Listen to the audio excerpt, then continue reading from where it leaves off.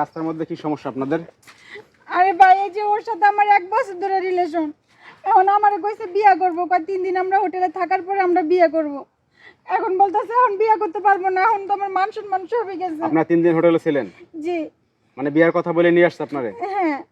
তা আপনি 3 দিন হোটেলে রাখার পর আপনি বিয়ে করবেন না কেন? সমস্যা কি আপনার? আরে ভাই একটু সমস্যা আছে জন্য আমি বিয়ে করব না, আমি 1 সপ্তাহ পরে বিয়ে করব। আপনি এখন করলে সমস্যা কি? তা হোটেলে ছিলেন কেন আপনি? হোটেলে ছিলাম, নিয়ে আসছি বাগায়া নিয়ে আসছি, মনে করছিলাম বিয়ে শাদী করবো, হোটেলে আসছিলাম 3 দিন। এখন অনেকে জানাজানি হয়ে গেছে, সবাই ফোন দিতে আছে, এই জন্য আমি 1 সপ্তাহ পরে বিয়ে করবো না। তা আপনি হোটেলে যে উঠছেন কি পরিচয় দিয়ে উঠছেন এখানে? ওর পরিচয় দিছি। স্বামী স্ত্রী পরিচয় দিলে এখন সমস্যা কি তাহলে? বিয়ে করলে সমস্যাটা কি? আপনি এটা আপনি তো পলাইবেন 2 দিন পরে, আপনি তোমার তো গ্যারান্টি নেই। না পরে বিয়ে করব না এখন বিয়ে করতে হবে। এ ভাই এই এটা তো কাদের বসে মধু খাওয়া শেষ হয়ে গেছে, এখন কইতাছেন 1 সপ্তাহ পরে বিয়ার আপনি কথা তো কই, মধু আমরা খাওয়া বাগার শেষ শরীর বাগার সিস্টেম নাই। করতেন।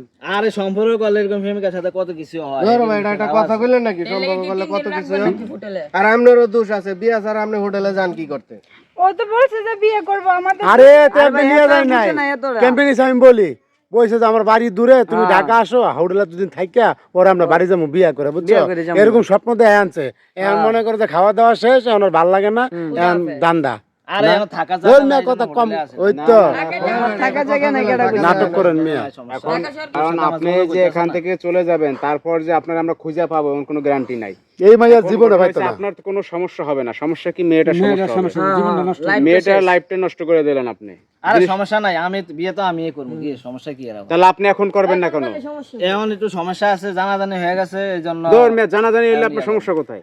আর 10 দিন পরে করবেন, তখন কি মানুষ জানবে না? এই ভাই আপনি ফালতু কথা তুই আপনি কাজের অফিসে চলেন। এই দাঁড়া, এই শুনেন ভাই একটা কথা বলি, মাইন্ড করেন না। আপনি যেহেতু ধরা খায় গেছেন গা, লোকজন জলা হয়ে গেছে গা, এই বিয়ে আপনি করতে হইব, শুধু শুধু ছুটতে পারবেন না। আপনি মেয়ে বারবার এক গান গাইতেছেন বিয়ে করবেন না। আমার এখনই বিয়ে করতে হবে। তুমি অনেক বাড়ি চলে যাও, 1 সপ্তাহ পরে আমি ফোন দিলে আইসো, তখন বিয়ে করবো না। কোনো সমস্যা নাই, আমি বিয়ে করবো না, তুমি চলে যাও বাড়িতে। আমি বাড়িতে যাইতে পারবো এই না। কাজ এই ভাই এই আবার কোন কথা? দাঁড়ান, বিষয়টা শুনেন।